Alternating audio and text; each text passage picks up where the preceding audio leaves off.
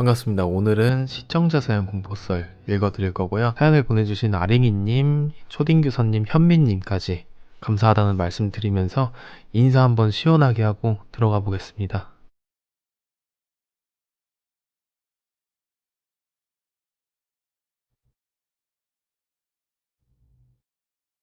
자, 첫 번째 사연은 아링이님이 보내주신 사연이고요. 폐가에서 겪은 일을 보내주셨는데 저도 폐가에 직접 가본 적이 있었어요. 그 근처에 가면은 몸에 무슨 느낌이 나는지 제가 잘 알거든요. 그래서 뭔가 좀 더 몰입이 될 것 같습니다.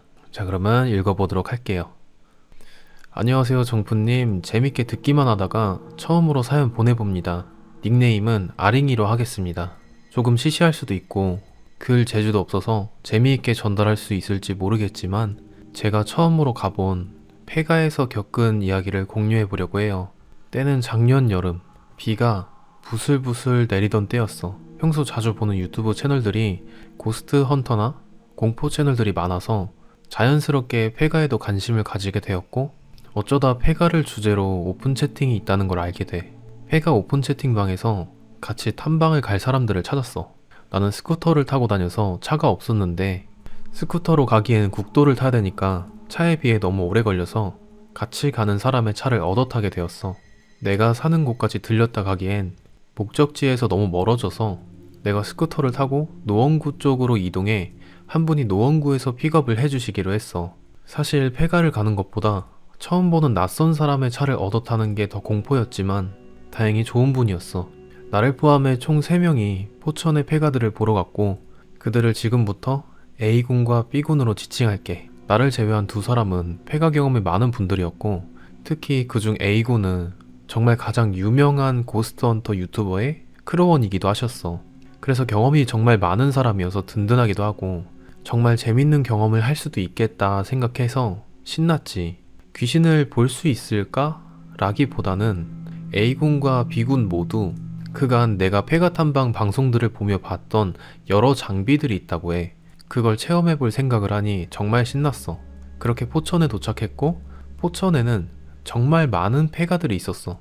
아무래도 경험이 많은 A군이 많은 곳들을 알고 있어서 총 3곳을 가보기로 했지. 그중 기이한 일은 2번째로 들른 폐 펜션에서 일어났어. 나는 귀신을 본 적도, 가위를 눌려본 적도 없어서 사실 귀신을 그렇게 무서워하거나 믿지도 않아. 사실 내 눈에 안 보여도 귀신이 뭐 있을 수도 있겠지라고 생각할 뿐 그닥 무섭지는 않았거든. 반면 A군은 고스트헌터인 것 뿐만 아니라 영안이 조금 있는 사람이라고 했어. 어렸을 때는 확실히 영안이 있었으나 내림굿을 받고부터는 가끔 영혼들을 섀도우로 보신다고 했어. A군과 B군은 준비가 철저히 된 사람들이라 장비가 정말 많았어. 그래서 2번째 폐가에 도착하자마자 자기들이 가진 장비들을 이곳저곳에 설치하기 시작했지. 그 중에는 음성이 나오는 것도 있었어. 잘 안 들리는 것들이 대부분이었지만 몇 번 제대로 된 음성들이 나오기도 했는데, 그 중에는 여자, 십자가 등 나를 지칭하는 단어들이 꽤 나왔어. 그날 여러 목걸이를 차고 있었는데 나는 무교지만 그 목걸이 레이어 중 하나가 큰 십자가 목걸이였거든. 근데 고스트헌터 유튜브를 많이 본 사람들이라면 알겠지만 십자가나 그런 단어들은 자주 나오는 단어여서 그냥 우연이나 그 장비가 자주 하는 말쯤으로만 여겼어. 그렇게 이어서 구경을 하던 찰나에 A군이 섀도우가 보인다고 말했고, 정말 몇 초 있지 않아서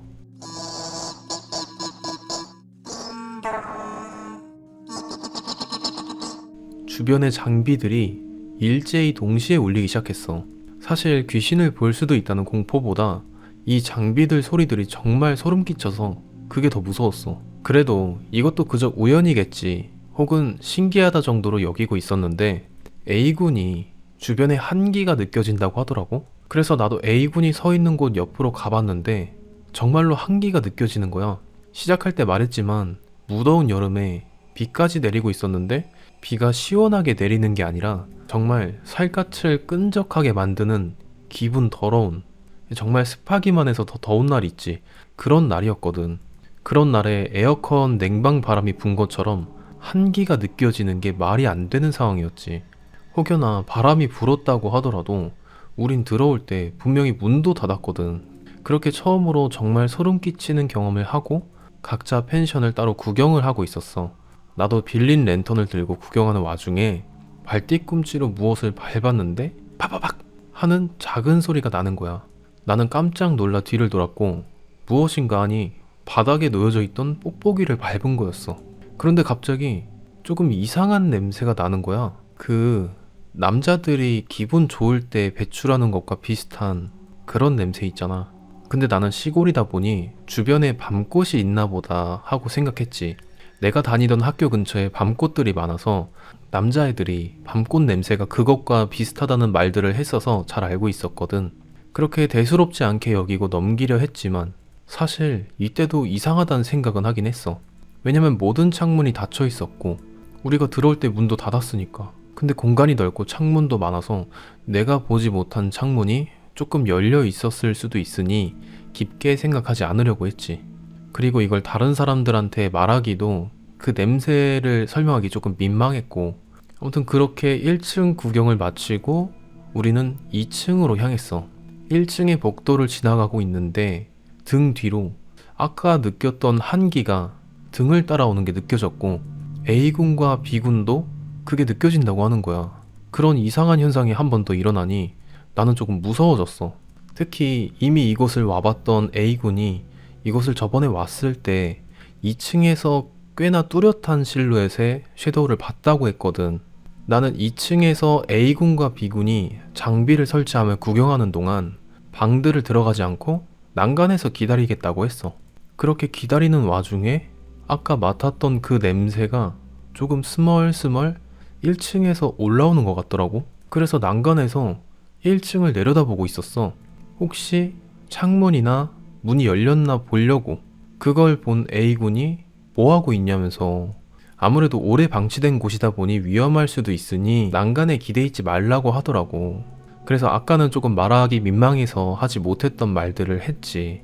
물론 정확히 그걸 지칭하긴 민망해서 밤꽃 냄새 같은 걸 아까도 맡았고 지금도 1층에서 그 냄새가 올라오는 것 같아서 문이나 뭐 창문이 열린 게 있나 보고 있었다고 설명을 했어. 근데 그걸 듣던 B군이 말하더라고. 지금은 밤꽃 개화 시기가 아닌데요? 이렇게 말이야. 그래서 바로 네이버에 밤꽃 개화 시기를 검색해봤어. 밤꽃은 5, 6월에 피며 개화 기간은 2주 정도로 짧은 편이라고 나오는 거야. 근데 그 당시에는 9월이었으니 개화 시기는 한참 전이었던 거지. 그걸 들은 A군이 귀치인가? 라고 하더라고. 근데 내가 그간 무당이나 여러 영안이 트인 유튜버들을 봤을 때 귀치라고 말할 땐 피냄새나 향냄새라고 주로 설명을 해서 귀치가 그런 냄새로도 나냐고 물어봤지. 그때 A군이 보통 그렇긴 한데 특이한 케이스도 있으니까 라고 하더라고. 그리고 덧붙인 말이 이쪽 주변이 예전에 군부대였어서 전에 포천에 있는 여러 폐가를 갔을 때도 남자의 실루엣과 군화를 신고 걸을 때 나오는 소리 등을 자주 들었다는 거야. 그래서 아까부터 장비에서 나를 지칭하는 단어들이 나오거나 나를 타겟팅한 걸 수도 있다고. 그때 나는 너무 무서워서 더 이상 그 펜션에 못 있겠다고, 거의 다 구경한 것 같은데 다음 폐가로 가자고 조르게 됐어. 세 번째로 방문하려던 곳은 비교적 별로 무섭지 않아 보였거든. 그렇게 우린 세 번째 폐가까지 모두 구경한 후 A군이 나를 다시 스쿠터가 있는 노원구로 데려다 주겠다 했어.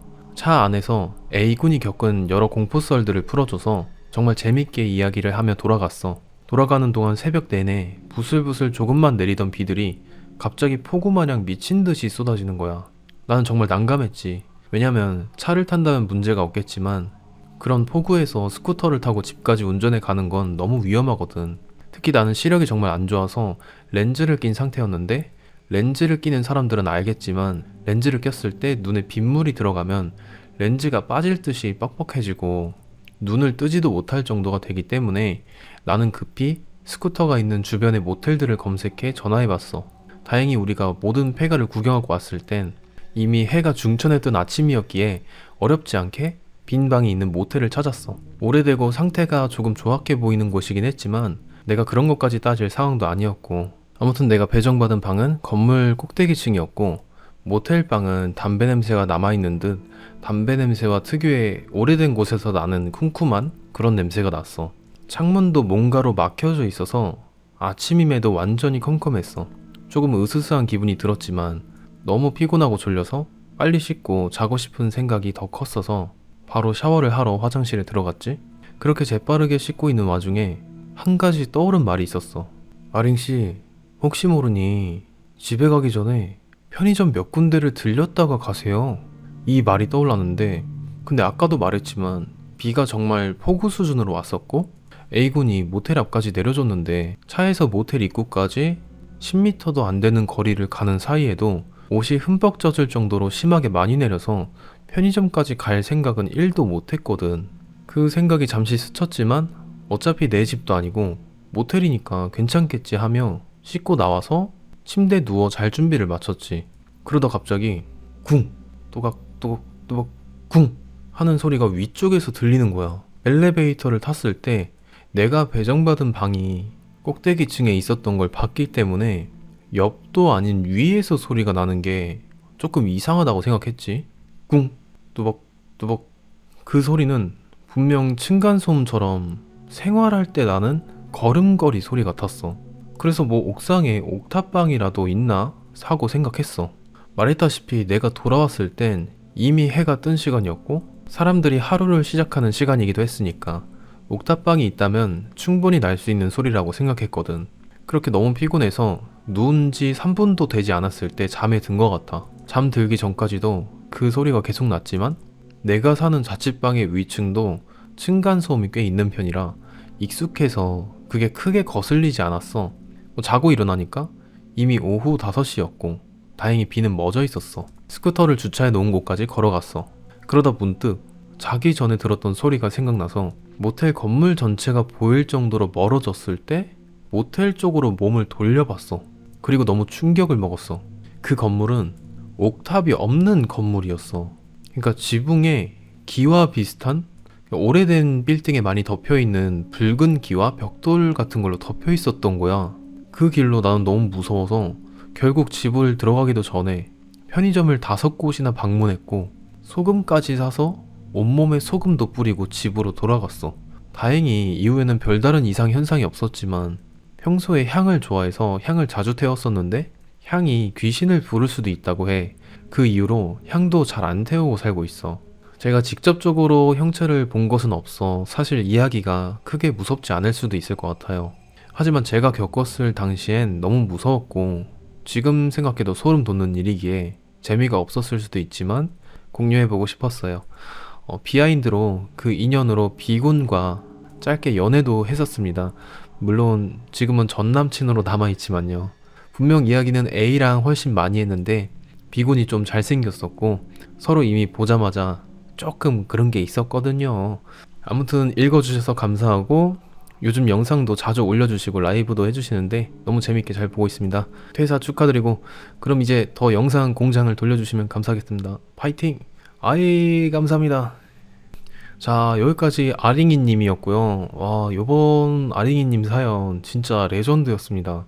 근데 지금 제 머리가 약간 썩은 건지 모르겠지만 자꾸 밤꽃 냄새가 머릿속에서 나가질 않아요. 이게 밤꽃 냄새가 진짜 향이 되게 비릿하고 되게 특이하잖아요. 약간 잊을 수 없는 향이잖아요. 왜 자꾸 머릿속에서 밤꽃 냄새가 떨어져 나가질 않지? 아무튼 이렇게 폐가 탐방을 하더라도 이렇게 남녀가 둘이 만나면은 또 연애의 꽃이 싹트고 그런 것들이 참으로다가 그 청춘이다 라는 말씀 드리면서 오늘 아링이님의 사연 진짜 핵 무서웠습니다. 다음 사연으로 넘어갈게요.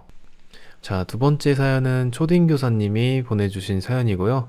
아파트 아주머니라는 제목의 사연입니다.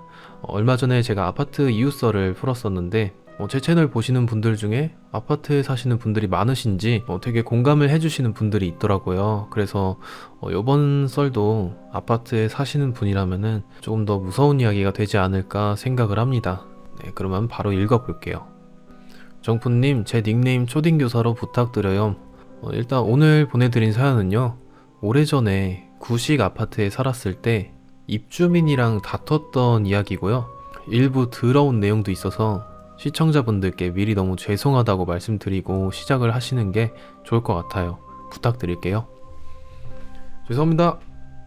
어느 날인지 잘 기억도 안 나지만 확실한 건 제가 편의점도 갔다 올 겸 잠깐 쓰레기를 버리고 오던 중이었어요. 아파트 복도에 와서 집에 들어가려고 도어락 키패드에다가 손을 갖다 대는데 갑자기 뒤에서 인기척이 느껴지는 거예요. 진짜 뒷목이 따뜻해지는 느낌이 들어서 뒤를 돌아봤는데 웬 아주머니가 제 뒤에 완전히 바짝 붙어서 서 있더라고요. 그때 진짜 제가 너무 깜짝 놀라서 왁! 하고 소리를 질러버리니까 아이고 뭘 그렇게 놀래요? 저 아래층 사람인데 반가워요. 이렇게 말하고 그냥 휙 가시더라고요. 진짜 그렇게 자기 할 말만 하고 딱 가셨어요. 그래서 아래층에 저런 사람이 있었나 싶더라고요. 왜냐면 제가 이 아파트에 사는 동안 거의 처음 보는 얼굴이었어요. 근데 아무리 생각해봐도 진짜 이상한 게 왜 그렇게 내 뒤에 바짝 붙어 있었던 거지? 혹시 내 도어락 비밀번호 본 거 아닌가? 이런 의문이 들면서 조금 불쾌해지고 신경 쓰이기 시작했어요. 그래서 다음에 마주칠 땐 좀 조심해야겠다. 도어락 키패드를 누를 때는 주변도 살펴보고 지문까지 닦아야겠다고 생각이 들었죠. 그리고 그때 저는 남자친구랑 동거 중이었어요. 그래서 일단 남자친구한테 말했죠. 그랬더니 자기도 좀 예의주시를 하겠다. 조금이라도 이상한 게 있으면은 이렇게 바로바로 말해라 하더라고요. 아무튼 그 뒤로 그 아주머니를 단지 내에서 뒷모습을 몇 번 마주친 거 말고는 별일 없이 지냈어요. 근데 어느 날 제가 플라스틱 재활용을 버리려고 분리수거장에 가는데 저 멀리서 그 아주머니가 분리수거장에 있는 게 보이더라고요. 솔직히 저는 멀리서부터 고민이 됐어요. 저 아주머니는 좀 마주치기 싫은데 그냥 다음에 버리러 갈까 생각이 드는 거죠. 근데 뭔가 스스로 겁먹은 게 느껴지면 자존심이 팍 상하는 느낌이 들잖아요. 그런 느낌이 팍 들어가지고 그냥 당차게 가서 쓰레기를 툭 내려놓고 가는 김에 먼저 인사를 했어요. 아주머니를 보고 안녕하세요 하는데 안경테를 잡고 막 이리저리 맞추더니 실눈으로 저를 빤히 보다가 아니 뭐 누구예요? 이렇게 말하시는 거예요. 되게 날카로운 투로 말하셨어요. 그래서 제가 어이가 없어서 아니 먼저 번에 제 집 앞에 오시지 않았어요? 그때 저한테 아래층 사신다고 인사하셨잖아요. 이렇게 말하니까 고개를 갸우뚱갸우뚱 하시더니 나는 그런 적이 없는데 하는 표정을 한껏 지으시고는 실눈 뜬 채로 딱 째려보고 얼굴을 돌리시더니 그냥 저를 무시하시더라고요. 순간 너무 무안해서 기분이 매우 나빠지더라고요. 그래서 쓰레기를 대충 다 버리고 저도 돌아가는데 짜증이 나서 그냥 뭐 저런 사람이 다 있어 하고 한 번 뒤를 쳐다봤거든요. 근데 그 분리수거장 안에서 허리를 구부린 채로 쓰레기를 그냥 막 뒤적뒤적 하시더라고요. 거기에 무슨 반지라도 잃어버린 사람처럼요. 그래서 그걸 보고 의심이 시작된 거죠. 혹시 저 아주머니가 남의 집 쓰레기를 뒤지는 게 아닌가 하는 생각이 들었고 남자친구한테도 정확하게 다 설명을 했어요. 내가 그때 말한 그 아주머니를 봤는데 처음 봤을 때랑 말투가 너무 달라서 깜짝 놀랐다고. 근데 그건 둘째치고 그 아주머니가 쓰레기를 막 뒤지는데 그 모양새가 좀 수상하다고 그렇게 이야기를 했죠. 다행히도 남자친구는 제 말을 잘 들어줘서 그날부터 저랑 남자친구는 어디 나갈 때나 들어올 때 꼭 한 번은 분리수거장을 쳐다보면서 가기로 했어요. 그럴 수밖에 없는 게 당시 분리수거장에 CCTV가 없었어요. 구축 싸구려 아파트라서 그게 진짜 아쉽더라고요. 아무튼 또 한 가지는 우리가 같이 있을 땐 그 아주머니를 마주칠 때 꼭 한 번은 경고 차원에서 한번 세려보고 가자는 좀 유치한 계획을 짰어요. 왜냐면 제가 그 아주머니를 분리수거장에서 마주친 이후로 이따금씩 엘리베이터 앞 복도에서 마주칠 때마다 저를 위아래로 막 훑고 가는 게 보여서 나를 만만하게 보고 있는 게 느껴지고 싫었거든요. 그럴 때마다 저는 어이가 없었죠. 뭐 본인만 신경 쓰이나? 나도 신경 쓰여서 미치겠는데? 뭐 이런 생각도 들었고 그 눈빛 자체가 되게 더러운 느낌으로 불쾌했었거든요. 마치 뭔가 잘못한 사람이 도둑질한 사람이 갑자기 나타난 제3자를 경계할 때 보는 눈빛이랄까요? 너무 디테일하긴 한데 그런 느낌을 쫙 받았어요. 그래서 그렇게 예의주시를 하고 있던 중 저희는 그 아주머니가 쓰레기를 뒤적거리시는 모습을 발견하게 돼요. 그것도 새벽 1시쯤이요. 그때 아직도 기억나는 게 아주머니한테 안 들키려고 저희는 둘 다 발뒤꿈치를 사뿐사뿐 걸어갔던 게 기억이 나요. 저희는 일단 경비실로 간 거죠. 저희는 처음에 분리수거장 CCTV를 좀 보셔야 할 것 같다고 이야기를 꺼냈어요. 그러자 경비 아저씨분이 아니 지금요? 아유 이 시간에 뭐 때문에 그러세요? 이러시길래 자초지종을 다 설명드렸더니 설명을 끝까지 다 들으시고는 분리수거장 CCTV는 없는데 이렇게 말씀하시는 거예요. 그때 제 남자친구가 살짝 답답했는지 알겠습니다. 뭐 저희가 가서 확인해 볼게요 했는데 경비 아저씨분이 본인도 같이 가겠다고 하시는 거예요. 그래서 경비원을 대동해서 아주머니를 급습하기로 했어요. 그 야밤에요. 혹시나 사라졌을까봐 걱정했지만 아직 거기서 쓰레기를 뒤지는지 잘 보이진 않지만 덜고랑 하면서 플라스틱 뒹구는 소리도 나고 사각사각 하는 비닐 움직이는 소리도 들리더라고요. 저희 3명은 살금살금 다가가다가 아주머니 바로 뒤편에 섰어요. 일단 저희 3명 다 뒤에 서 있었던 걸 둘째치고 쓰레기 뒤지는 소리가 본인에게도 컸는지 뒤에 사람이 3명이나 있는데 모르시더라고요. 그때 경비 아저씨도 남자친구도 센스가 참 좋았던 게 바로 말을 걸지 않았어요. 그냥 쳐다봤죠.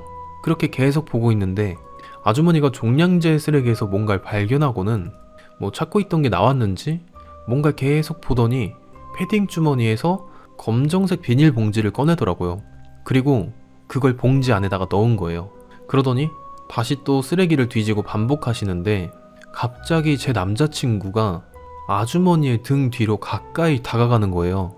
그때 제가 얼굴을 막 찡그리고 도리도리 막 하면서 안면 근육을 다 써가지고 가지 말라고 말렸거든요. 근데도 그런 저를 무시하고 가는데 슬금슬금 진짜 천천히 아주 한 발짝 한 발짝 쓰레기 뒤지는 소리가 겹칠 때만 한 발짝씩 움직이면서 등 뒤에 거의 붙었다 싶었을 때 그 비닐봉지를 확 뺏었어요. 저희 남자친구가. 그랬더니 아주머니가 와! 하고 소리 지르시면서 아스팔트 땅에다가 손을 짚으시고는 저희를 쳐다보더라고요. 근데 그때 남자친구 손에 들려있던 게 뭔 줄 아세요? 콘돔이었어요. 콘돔. 그냥 콘돔이 아니라 사용을 해서 내용물이 안에 들어있는 콘돔이요. 경비 아저씨도 실눈을 뜨면서 아이 저게 뭐야? 아이 그게 뭐예요? 아이 뭔데요? 이리 줘봐요 해서 남자친구가 그 들어온 걸 경비 아저씨 얼굴에 가까이 보여주니까 아저씨가 화들짝 놀라더니 아우 그냥 씨 이러시면서 소리를 내고는 아주 오만상을 찌푸리시더라고요. 저 또한 경악을 금치 못했는데 그것보다 그 아주머니가 도망갈까봐 저는 아주머니를 진짜 겁나 세려봤어요. 진짜 구멍 뚫릴 정도로 세려봤죠. 혹시라도 도망칠까봐 기선제압을 한 걸까요? 왜 그랬는진 잘 모르겠는데 아주머니는 안경테를 잡고 부비적대더라고요. 그때 경비 아저씨가 말씀하셨어요. 아니 이런 걸 왜 챙기시는 거예요? 아니 버리러 나온 거예요? 가져가시는 거예요? 뭐예요? 아니 본인 집 걸 가져가시는 거예요? 아니 나 참 이해를 할 수가 없네. 아 대체 여기서 뭐 하세요 아주머니? 이러시는데 아주머니는 입국닷을 하시더라고요. 저희도 계속 물어보고 아저씨도 계속 물어보는데 아주머니가 진짜 대단한 게 대답을 한마디도 안 하셨어요. 아주 독할 정도였어요. 쪼그려 앉아가지고 저를 쳐다보고 제 남자친구를 쳐다보고 경비 아저씨를 쳐다보고 누나를 이리저리 굴리는데도 말을 안 꺼내시고 몇 호 사냐고 이름이 뭐냐고 경찰 신고한다고 막 계속 말을 해도 한마디 대답을 안 하시더라고요. 그래서 경비 아저씨 분이 아무래도 저희가 옆에 있으니까 말을 하나보다 생각이 들으셨는지 이 아줌마 내가 붙잡고 물어볼 테니까 얼른 들어가세요. 시간이 몇 시야? 2시네. 얼른 들어가세요. 이렇게 말을 하셔서 저희는 그냥 집에 들어갔고 저희 둘 다 그날 궁금해서 잠을 한숨도 못 잤어요. 그렇게 그 뒤로는 그 아주머니를 한 번도 못 마주치게 돼요. 근데 너무 궁금하잖아요. 그래서 같이 경비 아저씨를 찾아가서 물어봤죠. 근데 대답을 안 해주시고 아 몰라요 나는 아무튼 경찰 대동해서 해결 봤으니까 뭐 그 개인 저 프라이버시도 있고 그냥 잊어버려요 이러시는 거예요. 그래서 저희가 그날 같이 도와주지 않았냐, 뭐 우리 정도는 말해줄 수 있지 않냐, 절대 딴 데서 이야기 안 하겠다 하면서 한참을 붙잡고 계속 설득을 했던 게 기억이 나요. 결국 어렵게 들은 이야기가 일단 그 아주머니는 여기 입주민이 아니었대요. 근데 입주민처럼 보였던 이유가 아들이 입주민이었기 때문에 좀 자유롭게 왕래를 했었던 거고, 그때 아주머니 말로는 절대 남의 집 쓰레기를 뒤지려던 건 아니었고 자기 아들 거를 좀 찾아본 거라고 하셨대요. 근데 왜 하필 콘돔을 챙겼냐, 그걸 뭐 어디다 쓰려고 그걸 챙겨가려고 했냐 물어보니까 아주머니가 하시는 말씀이 자기도 그걸 왜 가져가려고 했는지 모르겠다고 그런 대답만 일관했대요. 근데 경비 아저씨가 볼 때도 그래도 그 새벽에 그것만 딱 골라서 챙겨간 건 뭔가 목적이 있는 것 같아 보였는데 계속 같은 말만 대답하니까 아무래도 말 못한 사정이 있을 것 같다고 그냥 묵인하고 싶어 하는 것 같다고 그러시더라고요. 그러면서 자세한 거는 뭐 경찰이 알지 않겠냐고, 자기도 그 아줌마가 한 말만 들은 거라서 뭐 솔직히 못 믿겠다고 하시더라고요. 저희도 참 미스터리하다고 생각을 해요. 개인적으로 가장 미스터리한 건요, 제가 그날 도어락 키패드를 누를 때 왜 제 뒤에 서 있으셨던 건지 그게 가장 궁금해요. 그래서 왜 하필 그걸 챙겨갔을까에 대해서 추정되는 이야기가 생각난다면 시청자분들께서 자유롭게 말씀해 주셨으면 좋겠어요. 어차피 6, 7년은 지난 이야기니까요. 저희는 지금 이걸 웃고 떠들면서 얘기하는 하나의 더러운 추억으로 남게 됐어요. 어차피 내막을 모르니까요. 근데 확실한 건 우리가 아주머니 뒤에서 숨죽이고 서 있었을 땐 솔직히 심장이 밖으로 나올 뻔했어요. 이야기는 여기까지입니다. 귀신썰도 아니고 현실 공포라고 하기엔 애매하고 딱히 무서운 이야기도 아닌 게 쓰다 보니까 참 애매하네요. 재미없는 이야기지만 혹시라도 흥미롭게 들어주신 분이 계시다면 정말 감사하다는 말씀 드리고 싶습니다. 모두들 좋은 이웃 만나셨으면 좋겠어요. 행복하세요. 자, 여기까지 초딩교사님의 사연이었고요. 오늘따라 밤꽃 얘기가 좀 많이 나오네요. 일단 참 내용이 참 미스터리하네요. 그러니까 진짜 뭔가 맞아떨어지는 게 없어요. 훔쳐도 뭐 그걸 훔칠 이유가 있나 싶기도 하고, 뭔가 무속신앙에서 그런 걸 재료로 써가지고 뭐 살을 날리는 게 있는지 진짜 아무리 생각해도 진짜 저의 머리에도 떠오르지가 않습니다. 대체 왜 그걸 가져갔는지, 그리고 아래층 사시는 분이 왜 사연자분의 뒷목 그 뒤에서 이렇게 따뜻한 입김을 불고 계셨는지 진짜 너무 충격적인데요. 그래서 이번 사연 진짜 뭔가 약간 너무 생생해가지고 제가 읽으면서도 좀 긴장이 됐어요. 뭔가 살다 보면 진짜 가끔씩 겪을 만한 이야기인데 혹시라도 이런 거 좀 잘 아시는 분이 계시거나 아니면 뭐 귀동냥으로 좀 그런 걸 훔치는 이유가 있다더라 이런 걸 아시는 분이 있으면은 댓글 한 번씩만 부탁드립니다. 아무튼 간에 좀 웃기면서도 약간 무서우면서도 되게 충격적이고 미스터리하고 약간 여운이 좀 많이 남는 사연이었습니다. 다음 사연으로 넘어갈게요. 자, 세 번째 사연은 현민님이 보내주신 큰아버지와 다락방이라는 제목의 사연입니다. 큰아버지랑 무슨 안 좋은 일이 있으신 거 아닌가 하는 그런 궁금증이 나는 제목입니다. 일단 읽어볼게요. 안녕하세요. 공포 컨텐츠를 찾아다니는 괴담 오타쿠입니다. 웬만한 괴담 유튜브는 다 보는지라 흘러 정푸님 유튜브에도 닿게 되었습니다. 괴담을 어렸을 때부터 좋아하던 사람으로서 들은 것, 겪은 것이 꽤 많습니다. 다른 공포 채널들은 목소리로 참여해야 하는 곳이 많아서 혼자 묵혀두고 있었는데 정푸님은 사연으로 받는 걸 보고 제 이야기를 조금 풀어보려고 합니다. 일단 제 이야기부터 간략하게 하자면 저는 20대 후반을 바라보는 남자 시청자입니다. 중고등학생 시절에는 네이버 공포 카페 활동도 종종 하였고 오프라인 정모도 참여할 정도로 진심이었죠. 고등학교 때는 오컬트 동아리도 만들었습니다. 다 함께 모여서 공포영화 보기, 무서운 이야기 공유하기, 가끔씩은 폐가 탐방을 하였습니다. 물론 1년을 다 채우지 못하고 걸려 동아리는 해체되었지만요. 주절주절 서론이 길었습니다. 오늘 할 이야기는 친구에게 들은 이야기입니다. 친구의 이름은 민철이로 하겠습니다. 민철이가 어릴 적에 겪었던 일입니다. 민철이의 아버지께서는 큰 형이 있다고 합니다. 민철이에게는 큰아버지겠죠? 하지만 민철이가 태어나기 전에 실종이 되었다고 합니다.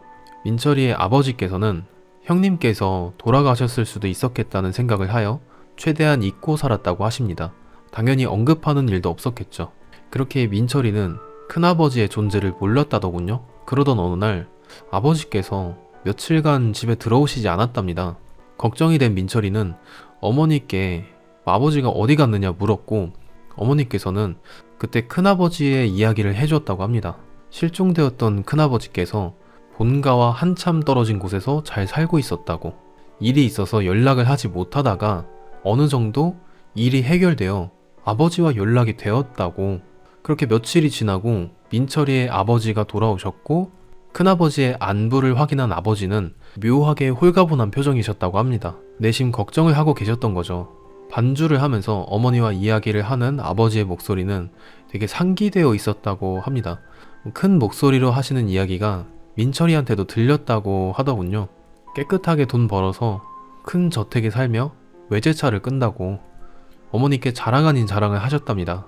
아마 손을 털고 깨끗하게 돈을 번다는 사실이 가장 기쁘셨겠죠.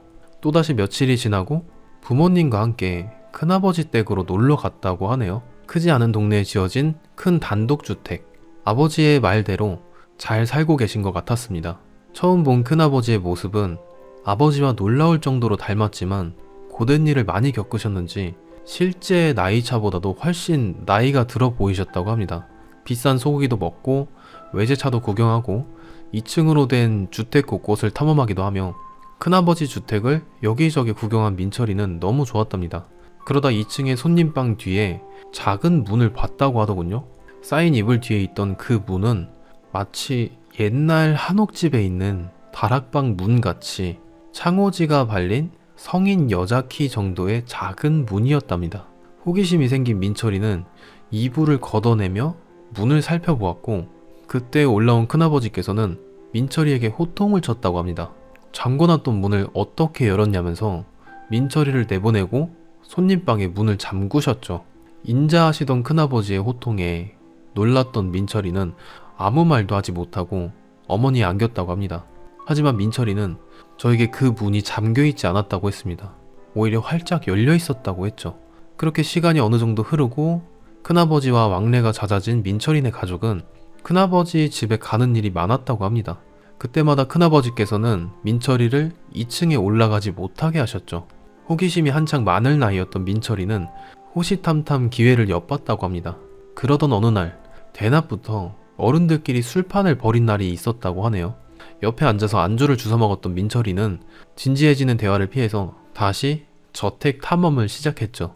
이미 가볼 곳은 다 가본 민철이에게 남은 곳은 그 다락방밖에 없었습니다. 최대한 발소리를 죽이고 2층으로 간 민철이. 역시나 문은 살짝 열려 있었습니다. 잠깐만 보고 내려오자는 생각을 한 민철이는 이불을 조심스럽게 밀치고 문을 열었답니다. 끼익 하면서 의외로 쉽게 열리는 문. 2평 남짓한 창고방에는 먼지가 가득했고 조그만한 창문은 신문지와 테이프로 막아둬서 깜깜했다고 하더군요. 별거 없어 보이는 방은 문 밖에서 들어오는 빛으로는 그 창고 안을 환하게 비추지 못하고 낮에도 으스스한 분위기였다고 합니다.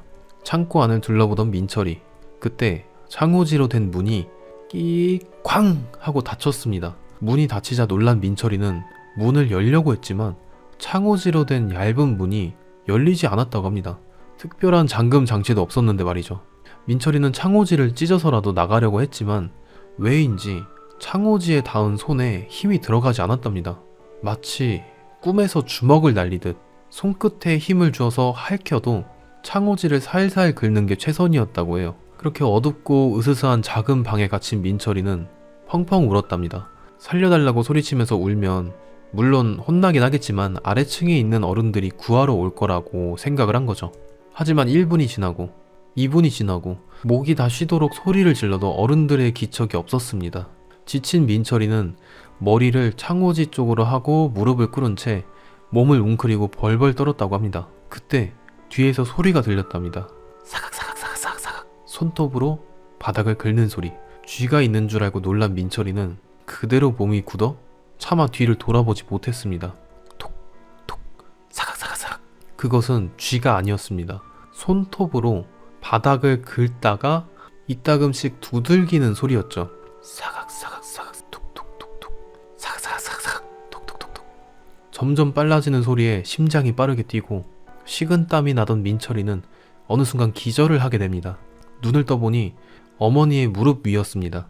어머니의 걱정 어린 표정에 눈물이 난 민철이는 엄마의 품에 안겨 펑펑 울었다고 합니다. 그때 2층에서 아버지가 화를 내는 소리가 들리더랍니다. 어머니께선 민철이의 귀를 막고 괜찮다 괜찮다 하셨죠. 위에서 내려온 아버지의 표정은 어딘가 멍한 당혹스러움이 느껴졌습니다. 그러다 깨어난 민철이를 보고 정신을 차리시고는 걱정과 놀람이 섞인 꾸중을 하셨다고 하더군요. 그 길로 집에 돌아온 민철이네 가족. 그 뒤로는 민철이네와 큰아버지의 교류는 점차 적어졌다고 합니다. 가끔 아버지랑 연락만 하는 것 같다고 하네요. 그리고 지금부터 하는 이야기는 시간이 흘러서 민철이가 고등학생이 되고 매번 그날의 이야기를 해달라고 조르다가 술에 취한 아버지께서 해준 이야기라고 합니다. 술판을 벌였던 그날, 어머니께서 먼저 민철이가 사라졌다는 걸 아셨답니다. 놀란 큰아버지는 설마 하고 중얼거리면서 2층으로 뛰어 올라가셨고 그 뒤를 민철이네 부모님도 같이 올라가셨다고 하네요. 그곳에서 본 장면은 민철이가 다락방 안에서 부적이 빽빽하게 붙은 단지를 들고 손톱으로 사각사각하며 뜯고 있었다고 합니다. 그런 민철이를 보고 큰아버지는 단지를 떼어놓았고 그 순간 민철이는 기절하듯 쓰러졌다는 거죠. 어머니께서 민철이를 데리고 밑으로 내려간 후에 큰아버지는 손을 벌벌 떨며 단지를 다락방 가운데에 두고 이상한 말을 중얼거리면서 절을 했다고 합니다. 놀란 아버지는 큰아버지에게 이게 무슨 일이냐 설명을 해달라면서 이야기를 하시다가 화를 내신 거고요. 큰아버지는 아무런 대꾸도 없이 잔뜩 겁을 먹은 표정으로 식은땀까지 줄줄 흘리며 절을 했다고 합니다. 그 뒤로 왕래가 적어진 이유도 큰아버지의 상태가 안 좋아져서 그랬다는 것 같아요. 그날 이후로 점점 야위어갔고 아버지 혼자 그 집에 찾아갈 때마다 큰아버지께서는 그 방에서 막 덜덜 떨며 기도를 드리고 있었다네요. 친구에게 들은 이야기는 여기까지입니다. 더 깊은 이야기가 있는 것 같지만 그건 민철이네 큰아버지께서만 아는 이야기겠죠. 개인적으로 추측하건대 신주단지이지 않을까 싶습니다. 부적이 붙어있는 이유나 그토록 두려워했던 이유는 잘 모르겠네요. 그리고 민철이가 그 다락방을 열었을 때 단지 같은 거는 없었다고 합니다. 물론 부적이 붙은 단지는 기억이 나지 않는다고 하네요. 여기까지 읽어준 정프님 감사합니다. 나중에 다른 이야기도 해보도록 하겠습니다. 자, 여기까지 현미님이었고요. 제가 좀 떠올린 게 있어서 추측을 하자면은 집안에서 대대로 죄나 업을 이렇게 가두는 단지가 있는 거죠. 집안의 제복을 관장하는 어떤 신 같은 존재? 그게 악신이든 그냥 신이든 그런 존재가 있는데 집안의 모든 업보 그런 거를 어떤 방법을 통해서 그 단지 안에다가 다 가두고 그런 행위가 약간 계약처럼 작용을 해서 큰아버지가 되게 외제차도 있고 좋은 큰 집도 있고 약간 재물을 얻게 된 거 아닐까. 근데 만약에 그 단지의 봉인이 풀린다면은 그 나쁜 기운들이 다 풀려나고 큰아버지께서 뭔가 그걸 다 뒤집어 쓰고 건강이 나빠지고 뭔가 재물이 됐을 수도 있겠다. 그런 생각이 들지만 그냥 이건 어디까지나 그냥 혼자만의 잠깐 나온 추측이고 그 비밀은 오로지 큰아버지만 알고 있다는 게 참 무서운 것 같아요. 네, 아무튼 간에 여기까지 사연을 마치면서요. 혹시 나도 보내줄 사연이 있다 하시는 분들이 있으시면은 저한테 얼마든지 글만 써서 보내주셔도 되니까 제 카페에 방문하셔가지고 사연 양식 한 번만 봐주시고 사연을 보내주셨으면 너무 감사하겠습니다. 그리고 지난 영상 때도 말씀드렸지만 제가 이제는 진짜 1일 1업로드를 진짜 제대로 목표를 하고 들어가야겠다. 안 그러면은 사연이 진짜 2달 뒤에 이제 나오고 막 이런 상황이 발생할 수도 있겠다라는 생각이 들었어요. 그래서 이렇게 진짜 옥삭하고 재밌는 사연들이 많은데 너무 늦게 풀어드리면 사연자분들도 진짜 답답하잖아요. 저도 이런 게 쌓여있으면 또 되게 진짜 평일에라도 1일 1업로드를 목표를 하고 좀 바짝 달려야 되겠다 생각이 듭니다. 그래서 저한테 가끔씩 정프님 너무 무리하지 마세요 이렇게 말씀하시는 분들도 있는데 일단 걱정해 주셔가지고 너무 제가 고마워요. 너무. 근데 제가 그렇게까지 무리가 아닌 게 사실 요거 했을 때보다 회사 다녔을 때가 더 힘들었던 것 같아요. 그때는 주말까지 나와가지고 종종 일을 하고 하루 일과가 이제 아침 6시 반에 기상을 해서 야근하고 오면은 집에 도착하면은 거의 10시쯤 됐으니까 심지어 주말까지도 일을 했고 야근이 좀 겹치거나 좀 특수한 상황에서는 하루에 제가 6만 보까지도 걸은 적이 있고요. 원래도 제가 돈 벌기 힘들다, 먹고 살기 힘들다라는 거를 고등학교 때부터 알바를 했었기 때문에 제가 어릴 때부터 느꼈거든요. 진짜 참 돈 벌기 힘들다. 인생 참 진짜 먹같다. 약간 이런 생각을 좀 어릴 때부터 깨우쳤는데 최근에 퇴사했던 그 회사는 진짜 또 느꼈어요. 진짜 돈 벌기 힘들다. 와, 내가 한 달에 진짜 그렇게 야근을 하고 주말까지 나와가지고 일을 하고 집에 있는 가족들보다 그 회사 사람들 더 많이 보고, 언제는 그 저희 집 마당에 있는 그 강아지가 저를 몰라봐가지고 막 짖어대고, 제 차가 좀 그 오래돼가지고 차 엔진 한번 나가거나 뭐 교체할 게 생기거나 막 그러면은 와 진짜 이 출퇴근하는 사람 입장에서는 너무 속 터지고 너무 힘들었었어요.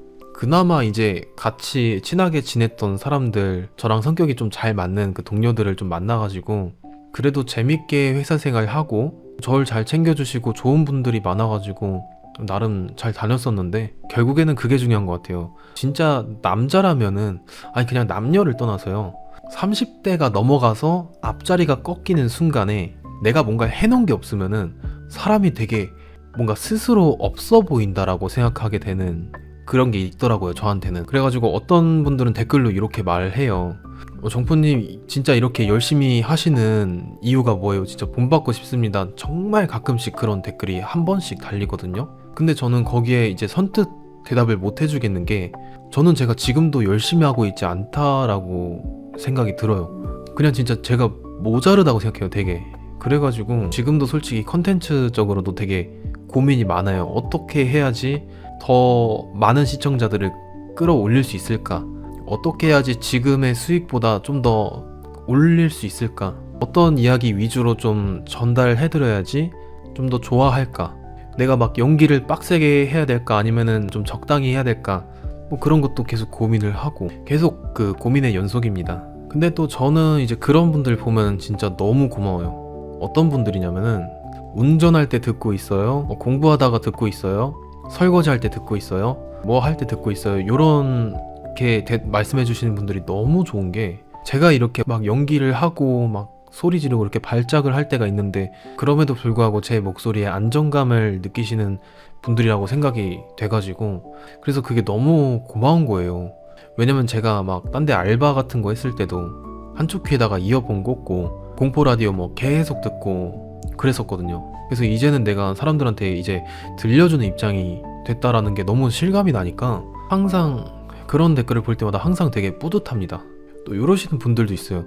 약간 사는 게 되게 힘들고 우울한데, 너무 힘들고 진짜 우울해서 미치겠는데 이상하게 정프님 영상을 보면은 조금 그게 완화되는 것 같다, 그렇게 말씀하시는 분들도 있더라고요. 더 열심히 해야겠다 그런 생각이 듭니다. 그래서 지금 현재 시간은 아직 제가 새로운 영상을 올린 게 없기 때문에 댓글을 읽어드린다는 뭐 중복적으로 될 것 같아가지고 일단 이렇게 잡담을 하면서 넘어가고요. 그리고 또 멤버십 가입해주시는 분들 계속해서 늘어나고 있는데 진짜 너무 감사드린다는 말씀 드리면서 오늘도 잘 주무시고 건강하셨으면 좋겠습니다. 안녕.